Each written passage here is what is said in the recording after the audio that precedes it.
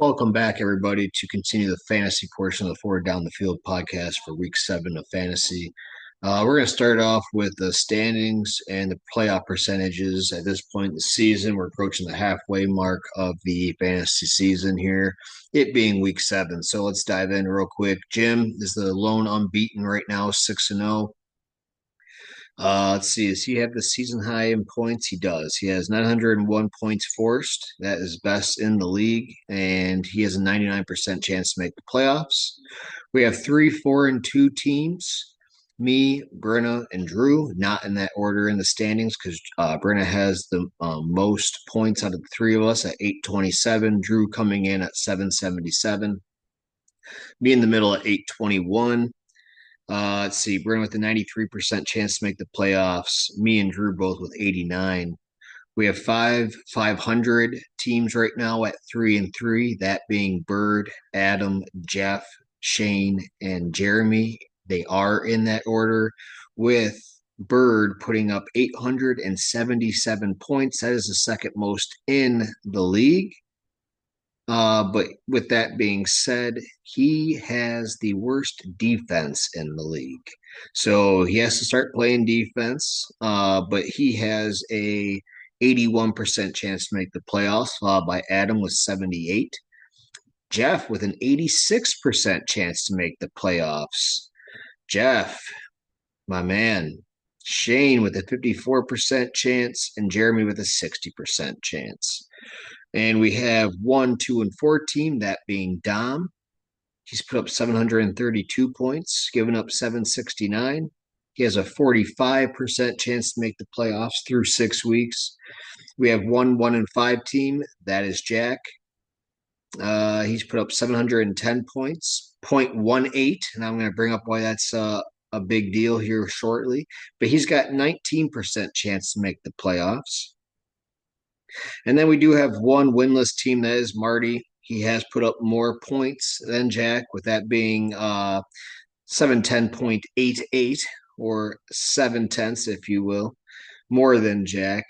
He has a 7% chance to make the playoffs. So that's us where we're at through 6 weeks, guys. I mean, if you're not on the other side of 500, with there's so many 3-3 teams this week, yeah, you might want to start making moves or start reflecting on your season, what you have to do to get going. But yeah, it's exciting times right now. We got exciting matchups this week.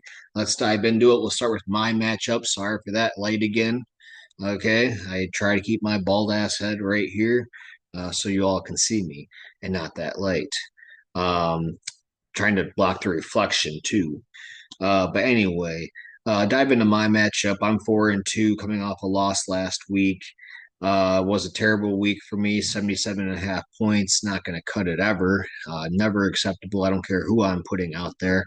But I'm going up against Shane this week. He's projected for 106 points as of right now, but that will most likely change.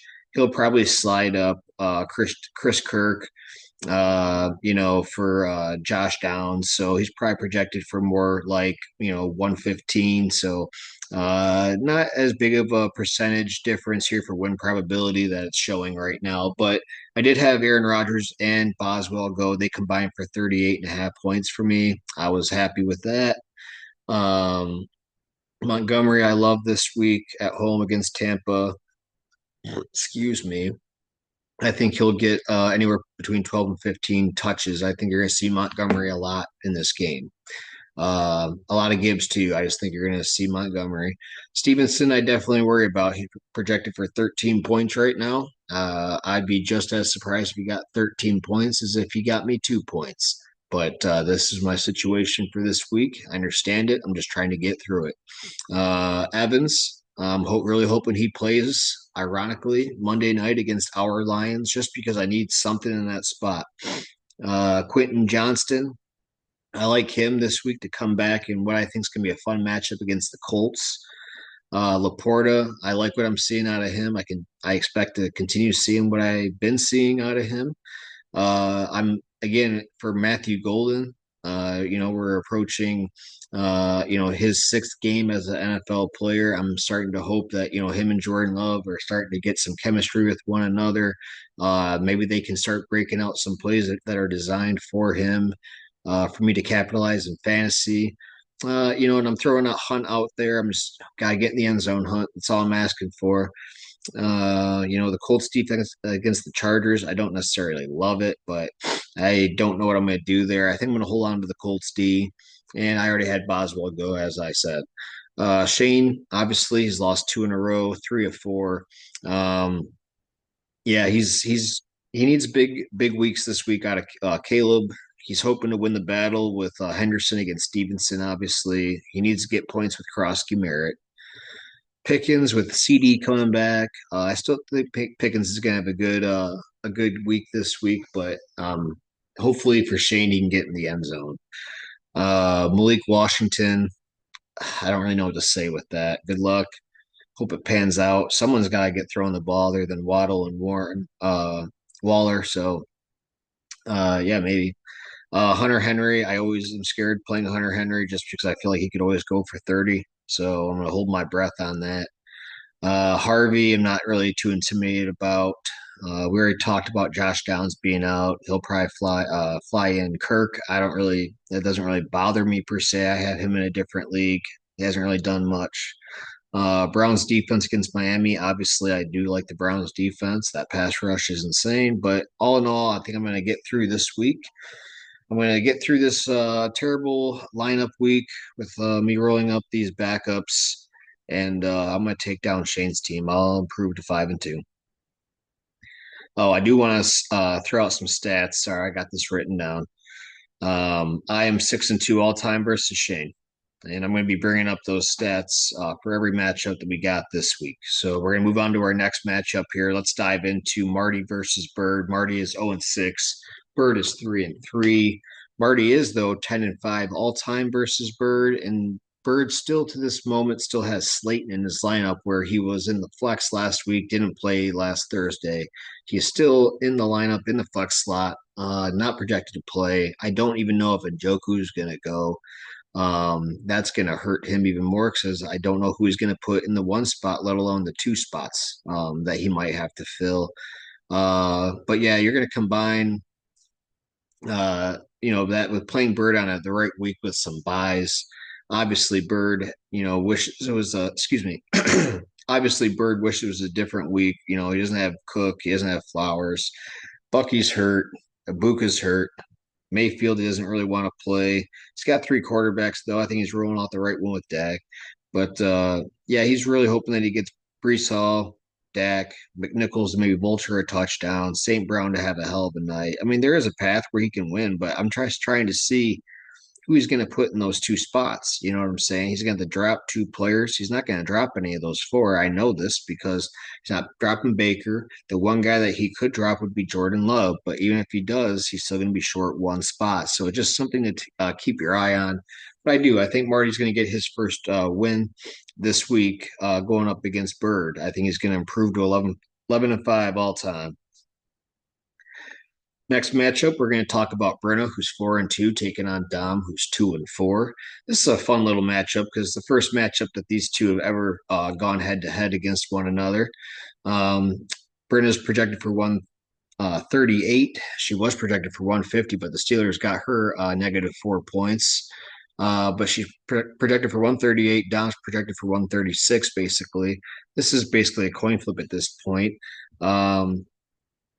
Looking at this, the fun thing about it is it's Bijan versus CMC, and the Falcons are going up against the Niners, so that's gonna be a fun thing to watch on Sunday. I think Bijan's gonna run wild against San Francisco. I think he's gonna get to 30 fantasy points, maybe even possibly high 30s. If Dom is really gonna run out Purdy at quarterback, I have my doubts about that. That pass rush is insane for Atlanta. We saw it last week, and to be honest, we've been seeing it all season and parts of last year. But I just don't like what I've been seeing out of San Francisco. I know they've been banged up. I know they might be getting Kittle back. McCaffrey's McCaffrey. I just think their defense is banged up, man. And I think Bijan's gonna have a hell of a day. And I can't say that the same with Purdy. McCaffrey will get his though. Talk about Brenna's team here real quick. Mahomes, god dang man, like he should be productive, but he's a Chief, so fuck him. I do still prefer Worthy over Rice. I gotta see it from Rice first before I'm just gonna assume he's gonna be right off the get go like that top five, top 15 fantasy wide receiver. But I think AJ Brown's gonna have a good game this week against Minnesota. I think they're gonna get play action going. They're going to get him involved. I think they're going to need to if they want to win and stamp this 2-game losing streak. Hopefully, Kyren can get it going. You got no Puka Nakua over there in London, so maybe you see a little bit more Kyren, maybe a few more targets, but he should be more involved in that offense than probably normal. Jake Ferguson's been doing phenomenal things. You got Stephon Diggs going up against the Titans this week. He's questionable as of right now, and he's going to find out if he's going to play prior to the 1 o'clock kick. But he's been rolling lately, man. But if he doesn't play, Brennan will probably have to slide up. Let's see, is that in the flex position? It's in the wide receiver position. She could just move Worthy up, or she'll figure it out. But we'll keep your eye on that. But yeah, Dom here. Brian Thomas Jr. starting to get it going. Scatterbo starting to get it going. We already talked about McCaffrey probably going to be putting up a nice number. Rashee Rice could put up a nice number. That's exciting that he finally has him back. Be interesting to see what happens there.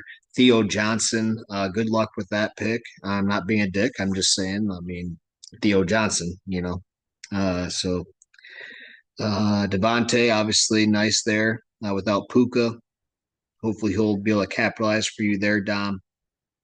Swift, can he replicate last week? He's coming in a little bit banged up, but it shouldn't be anything new. So I think that he's going to probably end up playing. But yeah, like I said, it should be a fun matchup. I think it's really going to come down to one thing: can Purdy put something together? Because, like I said, I have some big doubts about that. I'm gonna roll with Britta here. I'm gonna think that she gets this W. Like I said, I really like Bijan this week, man. And I have a feeling about Brown and Ferguson and Worthy, for that matter, getting it going in their matchups. So good luck, Dom. Good luck, Brenna. Dom, hopefully you can get this win. Hopefully you can start getting in the right direction, win 2 in a row here, man. I'm gonna save that matchup for later. Save that matchup. Yeah, no, save that matchup. Let's talk about Jeff and Jim. Here we go. Jeff and Jim. Jeff 3-3, Jim 6-0, Jim 8-7 all time in this heated rivalry here. Warren already went with for Jeff, got him 19.8 points. Jim this week still no Lamar. He's on a bye, but he's still hurt. No Wilson, he's out. DJ Moore's banged up. Juwan Jennings, I feel like is just a broken man. New injury, comes back, new injury. Sucks to see. Kincaid on by. So Jim's kind of throwing out there a little bit of a lineup that he probably doesn't feel too phenomenal about. Actually, it does look pretty solid. Hmm. Not really know. But with that being said, just doesn't look as sexy when you just don't have we don't have Lamar in there. But he has still been winning. But with that being said, on Jeff's side, I really like Goff. I love Goff this week on Monday Night Football. Achane should put up a high number against Cleveland. That pass rush will get to him. They're going to be doing dump offs and we're running the football. He'll have high volume and touches. So will Gibbs, but I do like Montgomery to get a good number of touches as well this week. Give Gibbs a little bit of a rest. Montgomery hasn't really been involved as much the last couple of games. I think he's gonna on Monday night. I think he's gonna have some touches, so I will play into Gibbs a little bit. Jacobs, he could put up 30 again. I mean, he's just the only. I mean, he's touchdown automatic, man. Like honestly, he's like Blake Corum, like 2 touchdowns almost every week. I feel like right now for Josh Jacobs. Waddle against Cup. I like Waddle. Kendrick Bourne or Hollywood Brown. I like Kendrick Bourne just because there's really nobody there for San Francisco. Tyler Warren or Kate Otten. That's really interesting, man, because Tyler Warren's been killing it. But Cade Otton, I don't know. I honestly wouldn't be surprised if he leads the Tampa Bay Buccaneers in receiving on Monday night. So I'm going to go with Cade Otton there. Rico Dowdle against the Jets, or Nico Collins against the Seahawks. That's tough for me. Dowdle's been so good. Give me Dowdle on this one. Give me Dowdle.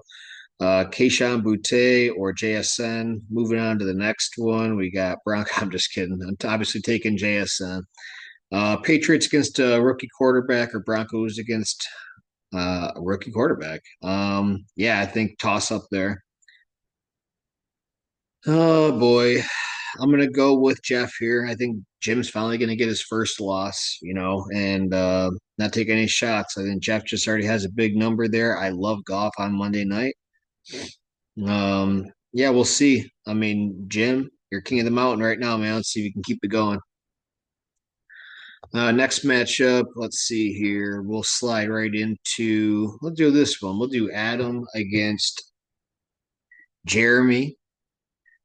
Adam versus Jeremy. Jeremy is 9-5 all time. Adam comes into this matchup, and Jeremy come into this matchup, both 500. So big matchups this week for both these guys. Adam has remarkable matchups that started with Chase getting 38 points. Okay. I mean, not to mention, I think Judkins going up against Miami's defense. I think Judkins can just go off, man. I think he could just run for 200 yards. I'm not even lying. Barkley, I'm a little nervous there, but I think he'll be okay, at least as a floor anyway. Drake London, I do like. I don't say that often. Tucker Kraft, I always like. Chris Olave, I like them against Chicago. I like Keenan Allen against the against the Colts. And then on Jeremy's side, let's see. Genty could run on the Chiefs. We ran on the Chiefs. Uh, Devontae Smith, yeah, he could get in the end zone. I don't like this. Is gonna be a good matchup, man. This is gonna be a good matchup. 68% to 32%, though, huh? Is Samuel gonna play? Isn't sure if he'll play on Sunday. All right. Well, if he doesn't play on Sunday, that being Debo, Jeremy will probably slide in Walker, and hold on to his breath. I'm gonna go with Adam in this matchup, man. I think Adam has a lot of remarkable like matchups. I mean, let's click on his team. Yeah, playing the 32nd, playing the 28th defense in that category, 27th, 29th, 30. He's got a lot of favorable matchups. I think he's going to put up a high number and get the win. Let's see. Let's move to talk about that one. We talked about that one. Talked about that one. Talked about that one. I believe that means that we only have one more matchup, right? Let's see. We talked about Jeff and Jim. Talked about Adam and Jeremy. We talked about me and Shane. Talked about Brenna and Dom, and we talked about Marty and Bird. So that does take us to the featured matchup this week, where it is the 4-2 Drew Benjamins against the 1-5 Jack DiGiovanni's. Jack is 13-3 all time though, and he is starting to talk shit all of a sudden. I don't know if it's just like talking about like you know, him being ahead of Marty or like what's going on.